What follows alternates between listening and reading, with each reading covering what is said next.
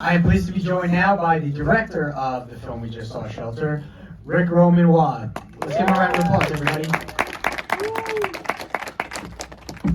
So, Rick, I want to start out with a few fun questions here, just to kind of get to know you as a person and a director.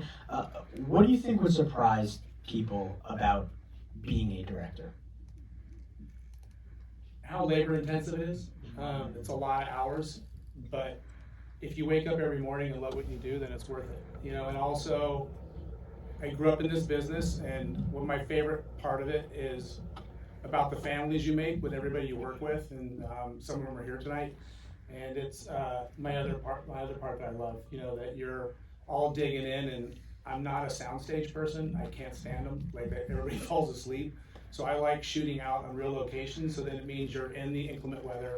You're in those kind of situations as well, and it can be taxing. When did you decide you wanted to release two films in the same month? I did. Greenland Migration and Shelter.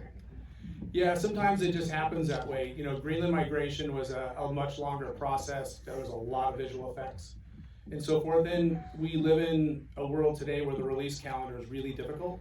So you're trying to find the studios are trying to find the right weekends, and also for the global audience as well, for international. When I had finished Greenland Migration, I wasn't looking to do anything else, and I just got this wonderful call from Jason Statham talking about this project he was super passionate about. And for me, the materials that I get attracted to is what hits me in the gut. I gotta feel it. And he was right. I felt like this was, for me, and I hope you felt the same, I'm trying to always make commercial movies, but I like them to be slightly off center, where they could be a little bit different and unique. And this gives you Jason Statham, the big action star, and I knew that when I read it, but it also humanizes him in a way that you haven't seen in a long time, where he gets to play, show again what a great actor he is, and do something that is emotionally driven, and I love that about this. You've worked with Dwayne Johnson, Gerard Butler a few times, and now finally Jason Statham. What took you so long to team up with Jason? Oh, I don't think it had anything to do with a pecking order or anything else. It literally just had to do with the right timing. And the scariest time for me is when I finish a film, I'm like, oh my God, what could be next? Because I'm trying to be picky. Again, I like commercial cinema. Mm-hmm. I like to go to the movies. My wife and I, and our boys, were always at the cinema ourselves. And so I love to be entertained, but I grew up with watching like Sidney Lumet and movies that took you into places and transported you, but they also had you walking out of the theater talking about what they were about, not trying to preach to you, not trying to solve world peace, but they had something to say about them, and I love that. And there are some themes about this movie that I thought really resonated with me, and the more that I got to know Jason, I realized that there's an authenticity to him in his real life and who he is as a family man, the code of honor and conduct and respect that he gives to others, and how he operates in his own life. So I thought, I know why he's attracted to this. Jason has played a similar character in a lot of movies. What did you want to do with him in this film that he hasn't done before? I mean, it's when we did Snitch with Dwayne Johnson,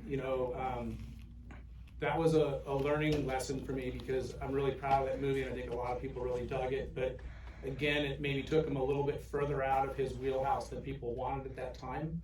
So there's this needle that you're trying to thread, where you're trying to make sure you're protecting the commerciality of a big movie star, especially like Jason Statham, and what fans are gonna expect from him.